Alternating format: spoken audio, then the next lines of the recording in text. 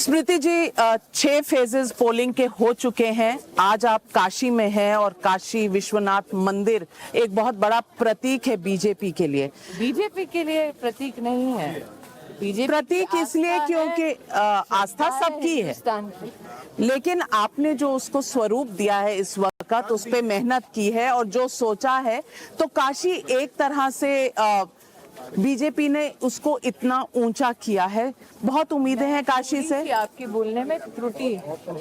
हम सबका सौभाग्य है कि काशी में हमें सेवा देने का मौका मिला प्रधानमंत्री जी के सानिध्य में। हम काशी के ऋणी हैं कि उन्होंने हमें देश का यशस्वी प्रधान सेवक दिया। और जो भोले बाबा के भक्त हैं वो जानते हैं कि जिसको भोले बाबा निर्धारित करते हैं उसी की सेवा स्वीकार करते हैं। तो ये प्रभु की असीम कृपा है कि काशी विश्वनाथ जी ने नरेंद्र मोदी जी की सेवा को स्वीकार किया। तो यहाँ पर तो भक्त बाबा की सेवा में लगे हैं। तो भक्त तो लगे हैं सेवा में, और भोले बाबा जिसको चुनते हैं तो ईवीएम का कोई रोल नहीं है, लोगों का कोई रोल नहीं है। आप आस्था के विषय को ईवीएम से ना जोड़ें। और जहाँ तक ईवीएम का सवाल है, तो नरेंद्र मोदी जी के नेतृत्व में ये चुनाव विकास के मुद्दों पर लड़ा जा रहा है। हाँ, ये सत्य है कि काशी का ये कॉरिडोर आपको श्रद्धा की दृष्टि से देखें तो बाबा की सेवा है, विकास की दृष्टि से देखें तो इंफ्रास्ट्रक्चर को सुदृढ़ करने का एक अप्रतिम प्रयास है। और इसमें भक्तों की सुविधा के साथ साथ जिस प्रकार से लोकल इकोनॉमी में नए आयाम जुड़ रहे हैं, देश भर से भक्तों की संख्या दर्शन के लिए बढ़ रहे हैं। लोकल जो हॉस्पिटैलिटी सेक्टर है उसको निश्चित रूप से फायदा हो रहा है। लोकल ट्रांसपोर्टेशन, लोकल यहाँ पर कारीगर, लोकल दुकानदार, उन सबको इसका लाभ निश्चित रूप से हो रहा है।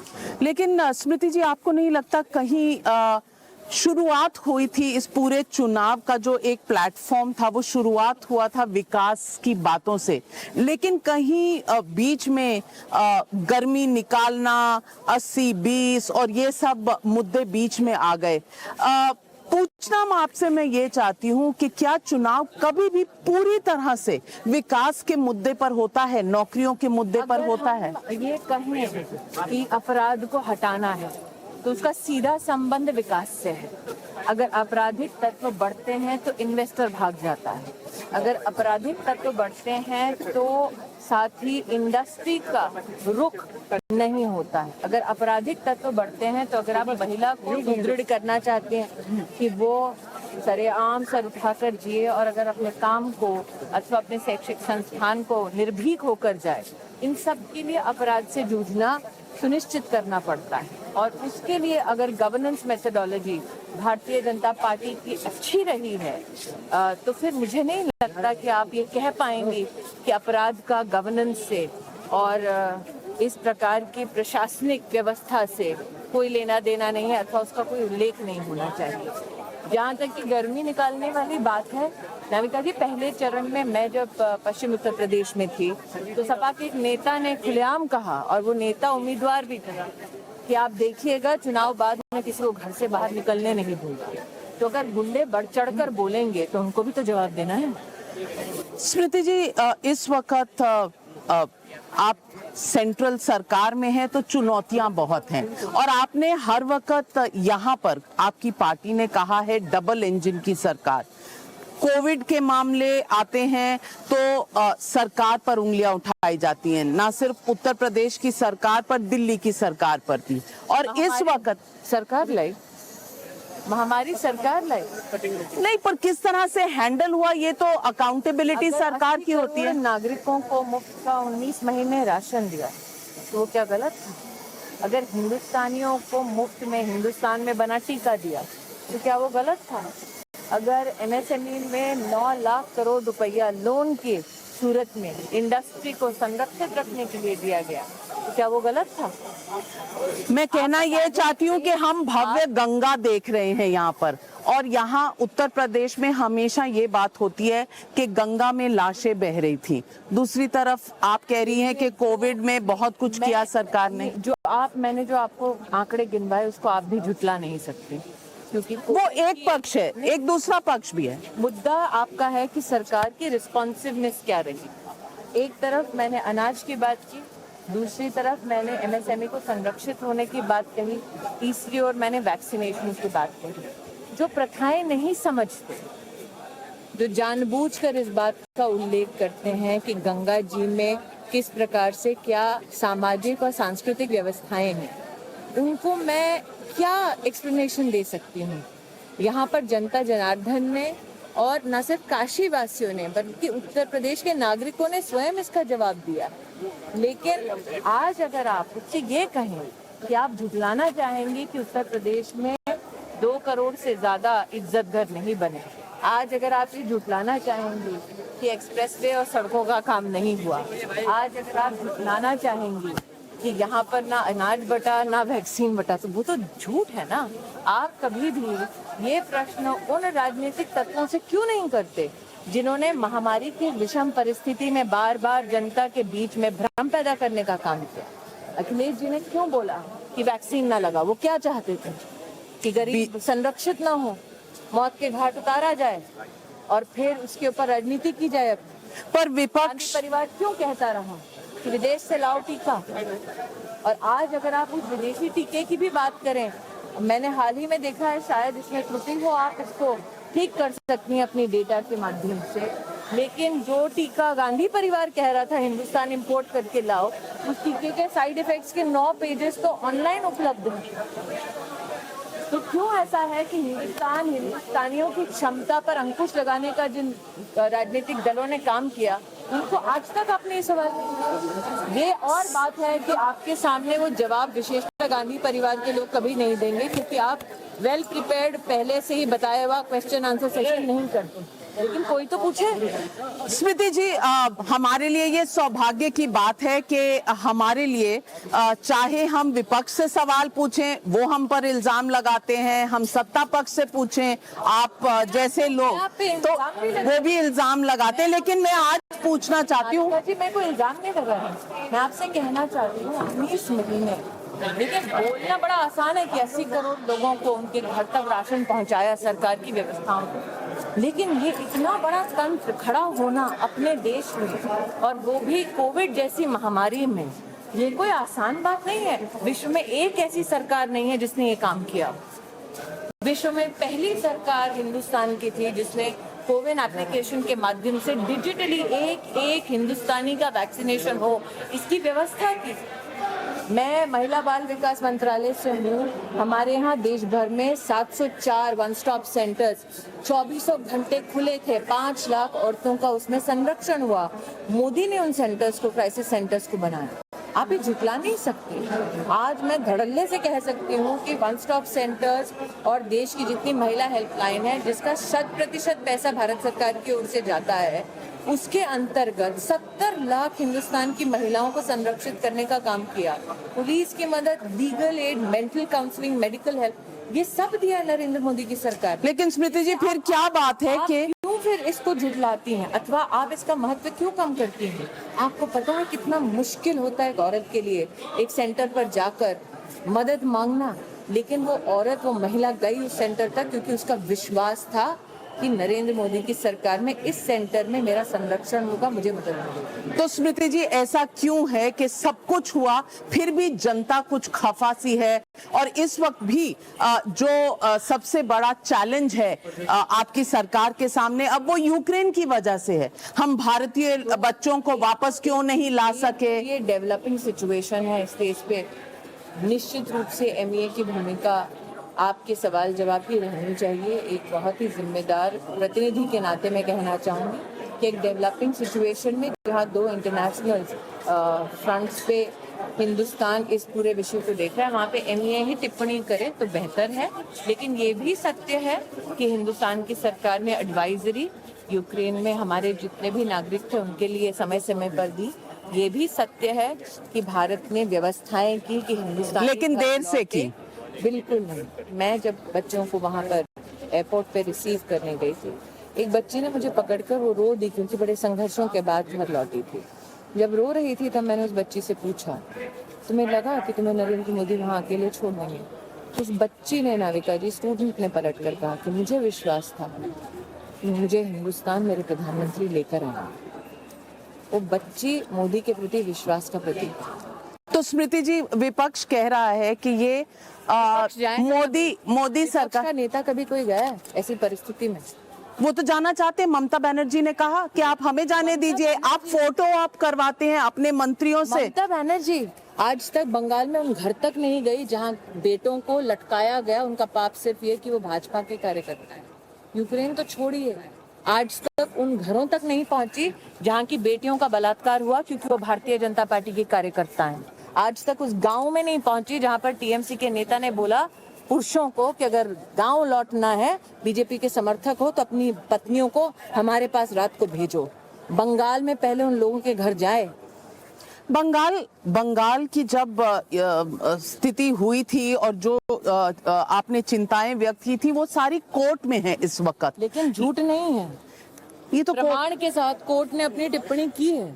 ये तो कोर्ट बताएगा, मैं नहीं तय कर सकती। कोर्ट की टिप्पणी आ चुकी है इस विषय पर। मैं- तो यूक्रेन जाने की इतनी इच्छुक है ममता जी, पहले उस प्रताड़ित महिला के घर जाएं जिसको टीएमसी के गुंडों ने रेप किया। 60 साल की औरत को उसके 6 साल के पोते के सामने बलात्कार करते हैं टीएमसी के नेता। ममता बनर्जी कब गई थी उनके घर? मैं पूछना ये चाहती हूँ कि इस वक्त यूक्रेन में जो बच्चे अभी भी फंसे हुए हैं, विपक्ष कहता है कि आप फोटो आप करते हैं, आपके सारे मंत्री जा रहे हैं, आप स्वयं गई थी, 4 भाषाओं में आपने बात की बच्चों के साथ, और एक आपने पिक्चर भी खींची थी किसी डिसेबल्ड लड़की के साथ, स्पेशली एबल्ड लड़की के साथ, और लोगों ने कहा कि वहाँ व्हीलचेयर मौजूद था लेकिन आप फोटो ऑप के लिए उनको चला कर लाई थी। ऐसा है कि मैंने कोई फोटोग्राफ खींचे नहीं। वहाँ जो कैमरामैन है वो इस बात का साक्षी है कि मेरा इंस्ट्रक्शन था आप कैमरा बंद कीजिए। कैमरामैन अपना कैमरा बंद करके चला गया था, ये मैं प्रूव कर सकती हूँ। दूसरा, बच्ची का पूरा पैर सूजा हुआ था।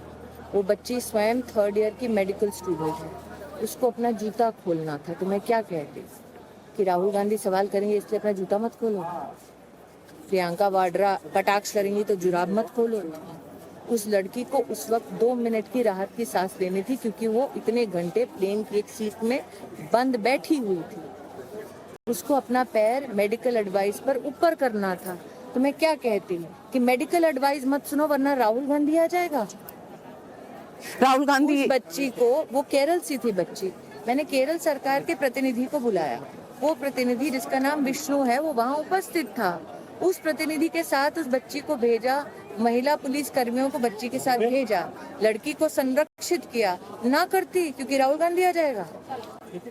राहुल गांधी कहते हैं कि जो सरकार कर रही है वो उनकी ड्यूटी है, कोई एहसान नहीं कर रही। तो फिर उनकी बहन जाकर कहती है कि आपको आजादी दिलवाई ताकि क्या हो सके। एहसान तो वो कर रहे हैं, बोझ तो है ही कांग्रेस पार्टी पर, लेकिन हर विषय पर ये वही तो राहुल गांधी हैं जो यूपीए की सरकार में बतलाते थे कि किस प्रदेश को क्या एहसान कर रहे हैं। उनको लगता है कि उनके कारनामे किसी की स्मृति में नहीं है।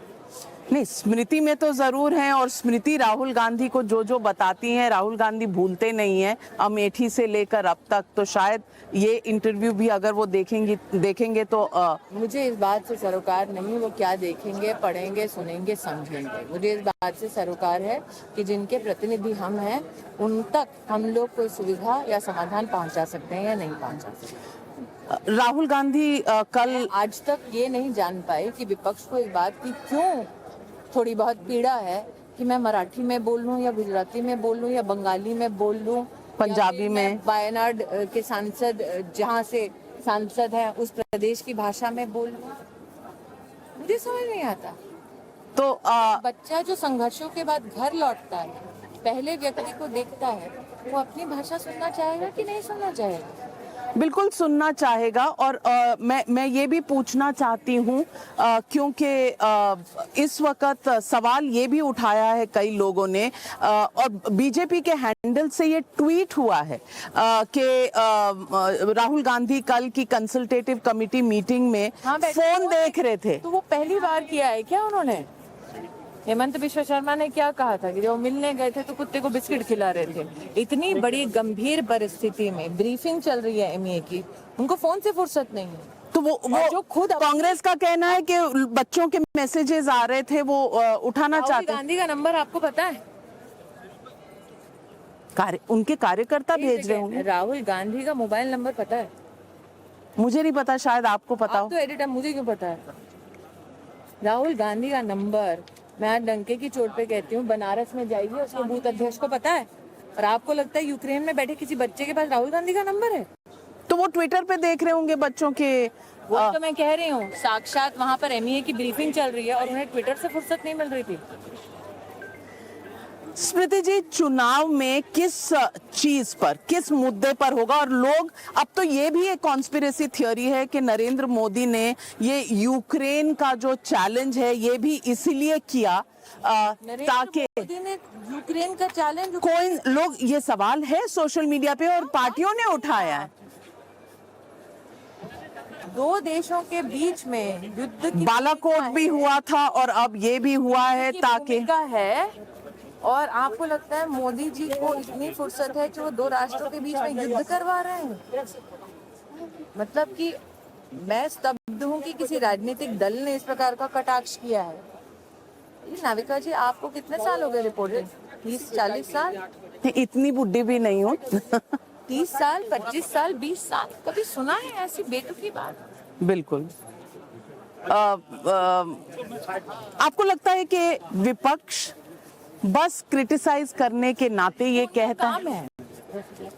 आज तक आपने अगर प्रधानमंत्री जी को सुना, उन्होंने कभी ये नहीं कहा कि विपक्ष को कटाक्ष करने का अधिकार नहीं। विपक्ष को अधिकार है कटाक्ष करे, प्रहार करे, सब कुछ करे। मेरा सवाल सिर्फ ये है कि जब जब कोई राष्ट्र पे विषम परिस्थिति उपस्थित होती है, तब विपक्ष हिंदुस्तान के साथ एकजुट होकर खड़ा क्यों नहीं? हिंदुस्तान, अगर आप कांग्रेस के मुखिया, डिफैक्टो रिमोट कंट्रोल्ड मुखिया, बैठकर यूक्रेन की ब्रीफिंग में ट्विटर देख रहे हैं, आप उनकी गंभीरता समझ सकती हैं? विपक्ष का ये कहना है कि नरेंद्र मोदी सरकार चुनाव में इतनी मसरूफ है कि उन्हें समय पर एडवाइजरीज देना, समय पर स्टेप्स लेना कि भारतीय सारे घर आ आपने स्वयं देखा नरेंद्र मोदी जी एक तरफ चुनाव में संगठन के प्रति, राष्ट्र के प्रति अपने दायित्व का निर्वाह करने के साथ साथ कैसे यूक्रेन की परिस्थिति के ऊपर ब्रीफिंग्स लेते हैं। इसकी जहां जहां दरकार हुई, नरेंद्र मोदी जी ने सिक्योरिटी की बैठक्स भी ली, व्यवस्थाओं में स्वयं नेतृत्व दिया, जहां जहां दरकार है वहां वहां पर इंटरनेशनल उनकी कॉन्वर्सेशंस भी रही। और साथ ही कल तो काशी में ऐसे बच्चों से मिले भी स्वयं। ये कहना कि नरेंद्र मोदी चुनाव में मसरूफ है, इसका मतलब आप आंखों पे पर्दा डाल रहे हैं और स्वयं जो अवेलेबल है पब्लिकली डिटेल, किस प्रकार से भारत सरकार नरेंद्र मोदी के नेतृत्व में इस परिस्थिति में हिंदुस्तानियों का संरक्षण कर रहे हैं, उसका मतलब कि आप उस रियलिटी से मुंह फेर रहे हैं। स्मृति जी, फिर पूर्वांचल में बीजेपी की नर्वसनेस क्यों है? कहाँ नर्वसनेस है? आप जितना भी बता लें, लेकिन हर बीजेपी नेता के अंडर करंट कॉन्वर्सेशन है और आपको पता है 25-30 साल से जब मैं पॉलिटिक्स का पल्स पकड़े हुए हूँ तो मैं समझती हूँ। नहीं कर रही। आपने 40 कहा था, मैंने उसको मना किया था, मैंने 30 के लिए मना नहीं किया था, 40 पे मेरी आपत्ति थी, तो 30 साल तो मैंने किया है। आप अंडर करंट एक नेता की कैसे पढ़ती हैं मनोस्थिति? नेता जो है वो अपने आप को बहुत कुछ बचा रखते हैं, कार्यकर्ता जो है मैं भी वो, कार्यकर्ता हूँ, बड़ी हमारी, आप बहुत बड़ी नेता हैं, हम उन कार्यकर्ताओं से मिलते हैं। ऐसा नहीं है। जहां में हर व्यक्ति कार्यकर्ता है, नेता सिर्फ मोदी है। नेता सिर्फ मोदी है और फिर जो आप पर चार्ज लगता है कि बड़ा डिक्टेटर है, कोई डेमोक्रेसी नहीं है, डेमोक्रेसी। आप धड़ल्ले से बोल रही हैं, डिक्टेटर होते तो बोलती। पार्टी में ऐसा नहीं।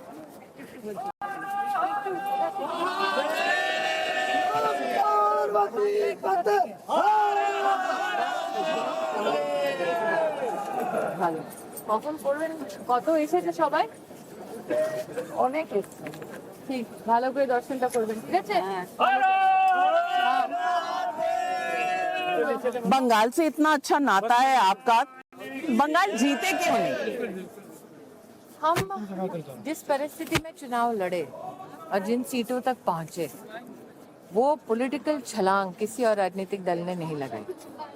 ये भी सत्य है कि आपने बंगाल में कार्यकर्ताओं के संघर्ष के बाद उनकी प्राणों की जो आहुति उन्होंने दी, उसके प्रति भी ममता बनर्जी ने न्याय नहीं किया।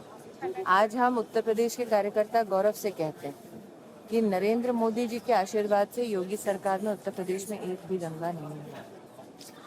लेकिन यही क्लेम ना बंगाल की मुख्यमंत्री कर सकती हैं, ना विपक्ष का कोई नेता कर सकता है।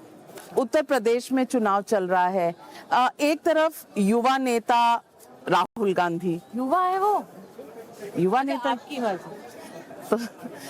और दूसरी तरफ अखिलेश यादव भी यंगर जेनरेशन में से, कह लीजिए, युवा ना कहिए, यंगर जेनरेशन, आप भी यंगर जेनरेशन की नेता हैं। आप अखिलेश वर्सेस राहुल गांधी, आप क्या समझती हैं दोनों में से? Really versus? Aren't they together? No, not any more. UP के लड़के साथ नहीं है, पिछली बार थे। नमस्कार किया जा रहा है, इंटरव्यूज में कहा जा रहा है कि दोबारा हम इनके साथ आ सकते हैं। You genuinely think? आप भी कह रहे हैं आप बीएसपी के साथ आ सकते हैं। You genuinely think this country doesn't realize that the boys are back? The boys are back. Together. Is that a new spin? ये नया स्पिन दे रही हैं। And that is why the lady is saying कि मैं भी लड़की लड़ सकती हूँ। तो लड़कियों लड़ सकती हूँ से आपको तो प्रॉब्लम नहीं होनी चाहिए। नहीं, मैं तो बहुत खुश हूँ कि वो अपने राजनीतिक और पारिवारिक क्षमता के बारे में डंके की चोट पर कह रही है कि जो घर पे लड़का है वो लड़ नहीं सकता। तो मुझे कोई आपत्ति नहीं। स्मृति जी, मैं पूछना चाहती हूँ, जनरेशन नेक्स्ट को आना है, 2024 का चुनाव भी आएगा इसके बाद। पहले तो उत्तर प्रदेश में अगर बीजेपी की जीत ना हो या बड़े मार्जिन से ना हो, तो क्या इसका असर 2024 के चुनाव पर पड़ेगा? अगर मगर नहीं, बीजेपी ही सरकार उत्तर प्रदेश में बना रही है। ये आपने बंगाल में भी कहा था। Next question. बंगाल में भी कहा था। सेम क्वेश्चन, सेम क्वेश्चन जी। और आपको लगता है कि हम मैदान जंग में उतरेंगे हार की कामना लेके? नहीं, कामना ना ले, लेकिन रियलिस्टिक होना भी एक। हार का संकल्प लेके नहीं लड़े हर सीट से, हम पूरी जान लगा कर लड़े ना। नहीं लड़े, पर जीते नहीं जैसे कहा था। तो उत्तर प्रदेश में 14 भी नहीं जीती थी मैं अमेठी में, 19 जीती ना, ये तो शुरू हुआ है। आपको लगता है 2024 के समीकरण उत्तर प्रदेश के चुनाव के बाद शुरू हो जाएंगे? 2024 का मत और मन जनता बना चुकी है। नरेंद्र मोदी दोबारा प्रधान सेवक चुने जाएंगे। ये आप कैसे कह सकती हैं? क्योंकि एक तरफ के चंद्रशेखर राव हैं, तेलंगाना के मुख्यमंत्री, वो कवायद कर रहे हैं सबको साथ लाने के लिए। एक तरफ ममता बनर्जी हैं। घेराबंदी कर रहे हैं मोदी, पहली बार कर रहे हैं। नहीं, 14 में भी किए थे, 19 में भी किए थे, पर 24 में भी करेंगे। नहीं, 14 में you will also, I mean, if you're a political analyst, apart from being a politician, you will also realize कि 14 में Modi was a fresh face. लोग 10 साल की कांग्रेस सरकार से थक चुके थे। Go against Modi. Which candidate will be acceptable to the entire? But that's not the point. Sometimes people say कि 10 साल हो गए, किसी और को चांस दो। Tell me who. Give me that one face that you think. ये तो जनता तय करेगी ना। वही तो कह रही हूँ, क्योंकि आप एनालिस्ट हैं। तो who is that one face do you think who will come up and the Janata will then have a choice between them and Modi? But maybe इस बार गांधी, अखिलेश, ममता बनर्जी सीरियसली जो औरतों का रेप करवाती हैं अपने प्रदेश में, हिंदुस्तान अपनी बाग बहुत बड़ा चार्ज लगा रही हैं। इसके प्रमाण सुप्रीम कोर्ट में हैं, लेकिन वर्डिक्ट नहीं आया है। टीएमसी के नेताओं ने ये करवाया, इसका प्रमाण है, इसको आप झुटला नहीं सकते। वर्डिक्ट एविडेंस के आधार पे आएगा, एविडेंस प्रस्तुत हो चुका है। और आपको लगता है हिंदुस्तान अपनी बागडोर ऐसे व्यक्ति के हाथ में दे देंगे? ये आप कैसे तय कर सकते हैं? जो कहते हैं मैं आपसे पूछ रही हूँ, आपको क्या लगता है? एविडेंस और कोर्ट के वर्डिक्ट्स पर ही सब तय होता है। जब आपको सूट करता है, खास करके बीजेपी के मंत्री जो होते हैं, जब सूट करता है कहते हैं मैटर सब जुडिस। मैं आपसे पूछ रही हूँ, सब जुडिस मैटर है, लेकिन एविडेंस तो है, उसको तो आप नहीं झुकला सकते। नहीं, एविडेंस है कि नहीं है, ये तो कोर्ट उस पर वर्डिक्ट देगी। कोर्ट ने अपनी टिप्पणी ऑलरेडी पब्लिक कर दी है। पर हर बार कोर्ट ये भी कहती है कि टिप्पणी इज नॉट द ऑर्डर। हाँ, doesn't matter, but you think the court will turn away from its own observation? Is that your charge on Indian judiciary? It's not my charge. You're twisting my words, and you're a master of words, and you always challenge an anchor who's supposed to be fluent with words. But Smriti ji, I'm just asking you. आप जितनी देर politician रही हैं उससे थोड़ी सी ज्यादा देर मैं आपसे कम है। हाँ इसीलिए कह रही हूँ उससे थोड़ी सी ज्यादा देर मैंने पत्रकारिता की है। आपसे पूछा कि आप मुझे बताइए ना कौन राहुल गांधी, सब मिल के क्यों नहीं? वही तो कह रही हूँ। द फैक्ट कि सबको मिलना पड़ रहा है घेराबंदी करने के लिए मोदी की, वही आपको संकेत है कि जो खुद सहारे की तलाश में है, वो देश का सहारा नहीं बन सकते। पर ये पब्लिक मान रही है क्या?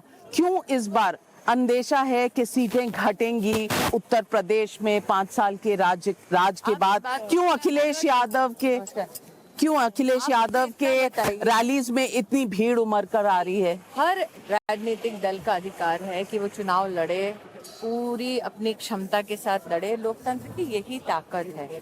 लेकिन आप मुझे बताइए, भारतीय जनता पार्टी की सरकार बन रही है, ये तो विपक्ष के नेता, क्योंकि आप कार्यकर्ताओं से मिलती हैं, वो भी तो कह ही रहे हैं, वो भी आप नहीं जुटला सकते। वो ये भी कह रहे हैं विपक्ष के हम बनाएंगे सरकार। बन तो रही है सरकार हमारी, इससे आप जुटला नहीं सकते। तो आपने भी कोई सहारे तलाश किए हैं? मुझे 24 वाला पहले जवाब दीजिए।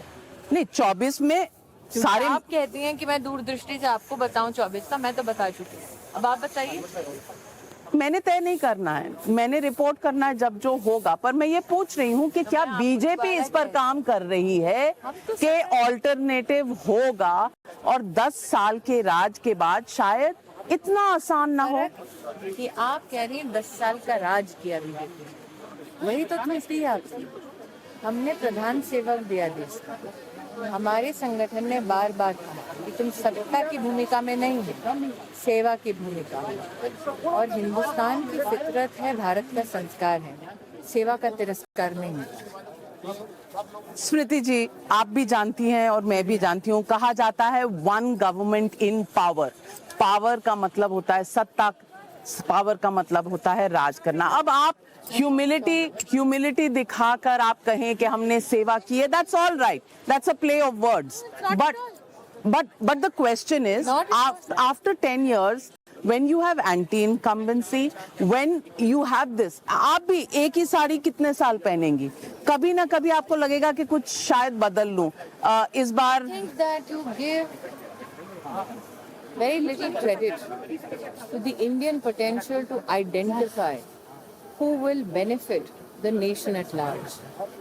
When you equate the voter's mindset to my desire or need to change the sari, you give a great disrespect to the Indian voter. I don't. Absolutely, that comparison The Indian voter. Comparison itself is disrespect. I can only say this, कि Bharatiya Janata party 2024 में नरेंद्र मोदी जी के अथक प्रयासों की वजह से पुनः सेवा का मौका पाएगी। That is my belief. I am asking you, give me a political entity that will challenge that belief, and I'll give you an answer by your own. But you have in the past 5 You think there can be a new Congress if Rahul Gandhi is not delivering? There are voices coming from within the Congress party. Do you think there will be a new Congress? Irrespective of the desperation of the Congress party to be rid of stranglehold of the Gandhi family, I am of the opinion that my best efforts are better served when I concentrate on the Bharatiya Janata Party. That the Congress will implode, is imploding, will explode is a given. फर्क ये है कि वो अपनी सत्ता बचाने के लिए, अपने परिवार को बचाने के लिए राजनीति करते हैं। मेरा संगठन राष्ट्र नीति के भावना से काम करता है। आम आदमी पार्टी, कहा जाता है कि पंजाब के चुनाव में आम आदमी पार्टी आगे है। दिल्ली में कोई उन्हें वहां से लेकर यहाँ तक पूछा, give me one specific entity that can become a national challenge to Narendra Modi. Narendra Modi has, irrespective of his political victories, irrespective of his political responsibilities, irrespective of his political successes, always said, हर प्रांत, हर वर्ग, हर समुदाय के लिए विकास का काम होना चाहिए. Do you think that acceptability will be challenged by people? No. People wanted that kind of leadership. जो कहती है वोट बैंक की राजनीति ना करो. People wanted that leadership. जो कहती है कि एक परिवार के बंधक बनकर ना रहो. People wanted a leadership that ensures toilets for women, homes for the poor, and yes, ration when there is a global pandemic. Smriti ji, there's no denying the fact that there is a new class, there is a new caste that is coming up, जो कहा जाता है लाभार्थियों की एक नई class है जिन्होंने कुछ पाया है मोदी की सरकार से, और बहुत से पॉलिटिकल एनालिस्ट ने ये कहा है। वर्ग है नाविका जी जिसने नहीं पाया। आप आज काशी पधारी हैं, जिन सड़कों पे घूमती हैं आप, आज जिस कॉरिडोर में आज आप ये रिकॉर्ड कर रही हैं, वो क्या सिर्फ लाभार्थी के लिए है? आप भी तो उसका कहीं ना कहीं फायदा उठा रही हैं, आपको भी तो उसका कहीं ना कहीं सहयोग और समाधान मिल रहा है। जब उड़ान के माध्यम से नए नए सेक्टर्स में एयरपोर्ट्स बन रहे हैं, तो क्या उसमें सिर्फ लाभार्थी सो कॉल्ड आपका वर्ग जा रहा है? जब 983 रेलवे स्टेशंस पे हमने इमरजेंसी रिस्पांस सर्विस बिठाया सिर्फ महिलाओं के लिए, वहाँ पर सिर्फ क्या ये विशिष्ट लाभार्थी वर्ग जा रहा है? जब 22 ऑल इंडिया मेडिकल इंस्टीट्यूट्स हम लोग बना रहे हैं, एम्स, उसमें क्या सिर्फ लाभार्थी वर्ग जा रहा है? जब हम लोग आज भी आपके 8 साल सरकार में रहने के बाद भी बच्चे यूक्रेन पढ़ने के लिए जा रहे हैं क्योंकि मेडिकल सीटें नहीं, और कल प्रधानमंत्री जी ने ये मुद्दा उठाया और बढ़ेंगी ये सीटें। लेकिन मैं उस लोकसभा क्षेत्र से हूँ जहाँ 40 साल गांधी खानदान ने कहा मेडिकल कॉलेज लाएंगे लाएंगे लाएंगे, नहीं लाए। अब आया, अमेठी से लोग गए, अब आया यूक्रेन। क्या करते हो बच्चे? हाँ, अब आया, मोदी और योगी ने दिया। मैं खुद साक्षी हूँ इस बात की। अमेठी में 40 साल से बोल रहे थे गांधी खानदान के लोग क्या मेडिकल कॉलेज लाएंगे, सरकारी जमीन अपने फाउंडेशन ने जब्त कर ली, वहाँ अपने लिए गेस्ट हाउस बना लिया। चलिए ना, मैं आपको दिखाती हूँ। तो किस मुंह से आज बात करते हैं इन बच्चों की? किसान की बात करते हैं। अमेठी में सम्राट साइकिल में किसानों ने जगह दी ताकि वहाँ इंडस्ट्री लग सके। कांग्रेस पार्टी तो छोड़िए, गांधी खानदान ने, फाउंडेशन ने, जहाँ पे राहुल, प्रियंका, सोनिया जी हैं, इन तीनों ने मिलके किसान की जमीन ले ली। किसान ने जब जाके कोर्ट का ऑर्डर लिया, कोर्ट की बात करते हैं, जब कोर्ट का ऑर्डर लिया कि किसानों की जमीन वापस की जाए, तो गांधी खानदान, कांग्रेस पार्टी छोड़ दीजिए, वो किसानों के विरुद्ध गए कोर्ट, और ये दोगलेपन करते हैं। स्मृति जी, यूक्रेन की बात हुई, कोविड की बात हुई, डेवलपमेंट, विकास की बात हुई। सवाल एक ये है कि विपक्ष ये भी कहता है कि बीजेपी, आप कह रही हैं अखिलेश और कांग्रेस मिले हुए हैं, राहुल गांधी मिले हुए हैं, लेकिन बीजेपी की सबसे बड़ी अलायंस पार्टनर है सीबीआई, इनकम टैक्स डिपार्टमेंट, साहब इतनी जमीन, एनफोर्समेंट डायरेक्टरेट, प्रोसेस चल रहा है ना कोर्ट में, तो कुछ अभी तक तो प्रोसेस चल रहा है ना इन्वेस्टिगेशन का।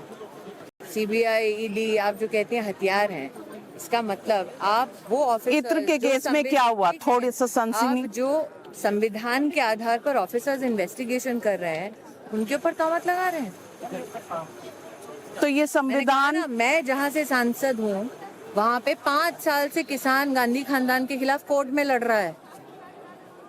तो ठीक है, एक रैपिड फायर करते हैं, और रैपिड फायर में मैं आपसे पूछना, व्यवस्थाओं का दुरुपयोग करते, आप जानते हैं नामिका जी, व्यवस्थाओं का अगर दुरुपयोग करना जानते हम लोग या करते, ऐसा हमारा संस्कार होता, सबसे पहले मैं सम्राट साइकिल की जमीन जो है उठाकर किसानों को वापस कर देती। नहीं सुनती गांधी खानदान। डिम्पल यादव, सबसे पहले मैं वो जो जमीन उठा कर रखी है इन लोगों ने मेडिकल कॉलेज के नाम पे झांसा देके जनता को, वो जमीन वापस सरकार को लौटाती। प्रोसेस है, इसलिए मैं चुपचाप वो प्रोसेस देख रही हूँ। तो हम पे तो आरोपी आप मर नहीं सकते, सीबीआई, ईडी वाला। डिम्पल यादव कहती हैं कि जंग का कलर है गेरुआ, जो योगी आदित्य, दिमाग पे जंग हो वो इस प्रकार की टिप्पणी करेगा। गेरुआ रंग योगी का नहीं है, हिंदू धर्म का है। स्वामी प्रसाद मौर्य पर कहा ना, योगी का मात्र वो रंग नहीं है, वो हर हिंदू का रंग है। तो जिसके दिमाग पे जंग है उसको हिंदू धर्म पे जंग दिखता होगा, हमें नहीं दिखता। और स्वामी प्रसाद मौर्य की बेटी संघमित्रा मौर्य, जो आपकी सांसद है, आपकी पार्टी की सांसद है, वो कहती है जानलेवा हमला हुआ है उनके पिता पर। क्योंकि संघमित्रा पे इसलिए नहीं बोलना चाहती क्योंकि उस बच्ची को लोकसभा में प्रोत्साहित कि भाषण अच्छा दो, इस प्रकार का संस्कार, इस प्रकार की ट्रेनिंग, ये सब करते मैंने अपने संगठन को देखा है कि जिस बच्चे को आप स्वयं सुदृढ़ करें, सशक्त करें, उसके ऊपर मैं टिप्पणी नहीं करूँगी। तो आपके अपने आप के खिलाफ क्यों हैं? मुझे लगता है नाविका जी, आप खिलाफत वाले लोगों को ढूंढ रही हैं, आप उनको नहीं देख रही नहीं, हैं। पर खिलाफ जो क्यों एक हैं? बड़ा हुजूम अगर है जो हमारे अगर हमारे बच्चे भी हमसे लड़ते हैं तो हम उन्हें समझाते हैं, मनाते हैं, वापस लाते हैं। तो ये अगर आपके लेकिन अपने हैं तो अगर आप समझा क्यों नहीं अगर पा माँ रहे की हैं? भूमिका में है तो आप जानते हैं कि बच्चे को कब समझाना, कब कठोर होना, ये माँ जानती है। और संगठन मेरे माँ की समान है, मेरा संगठन जानता है। तो संघमित्रा पर कठोर होगी संगठन? मैं डिसिप्लिनरी कमेटी की प्रतिनिधि नहीं हूँ, इसलिए नहीं बोल सकती, आपको झूठ नहीं बोलना। पूर्वांचल में स्वामी प्रसाद मौर्य और तमाम जो लीडर छोड़ के गए, उसका असर होगा क्या? इसलिए नर्वसनेस है?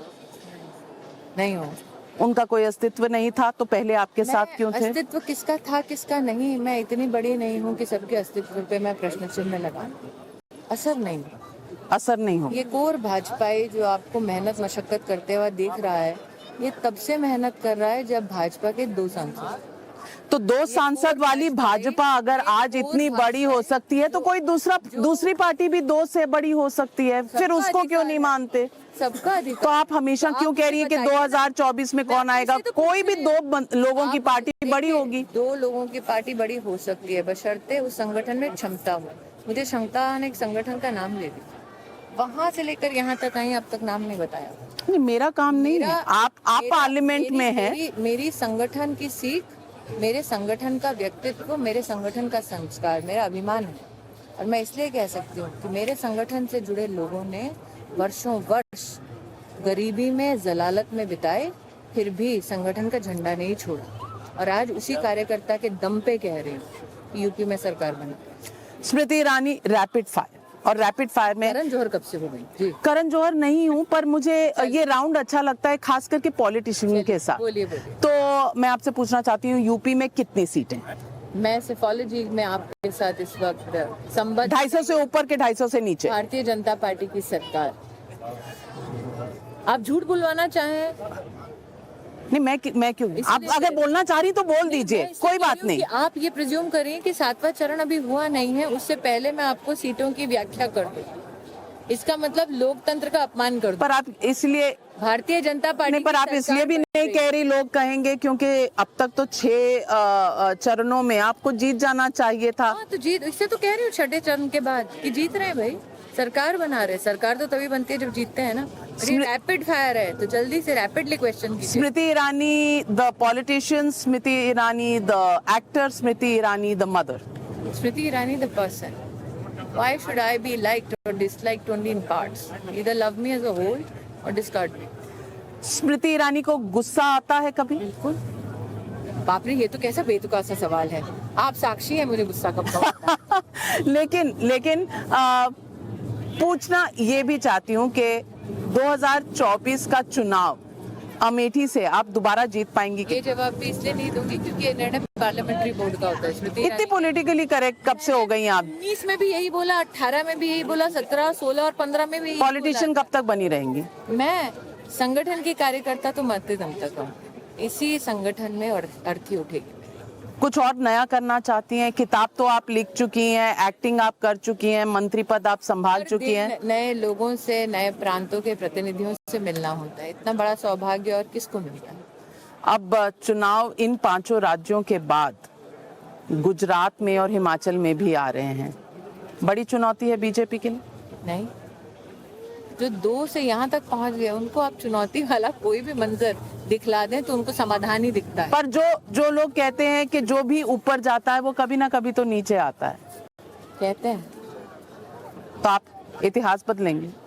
मैं इतना ही कहूंगी कि नरेंद्र मोदी कोई साधारण व्यक्तित्व नहीं है। डंके की चोट पे कह रही हूँ कि 24 में दोबारा वही प्रधान सेवक होंगे। स्मृति ईरानी जी, हमसे बातचीत करने के लिए बहुत बहुत धन्यवाद। 10 मार्च को चुनाव के नतीजे आएंगे, उम्मीद है 24 को भी मिलेंगे।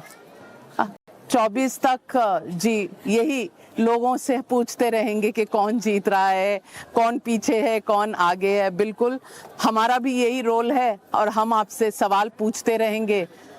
आप थोड़ी बहुत नाराज, अभी तक दबाव नहीं है, वहां से लेकर यहाँ तक। मुझे थोड़ी खड़ा करना है ऑल्टरनेटिव, जिनको करना है। कोशिश कर रहे थे लेकिन मिला नहीं। जो जब करेंगे, सही कह रही हूँ, 24 में कौन? प्रधानमंत्री ये जनता है। 24 में कौन बन रहा है प्रधानमंत्री? ये पब्लिक है, सब जानते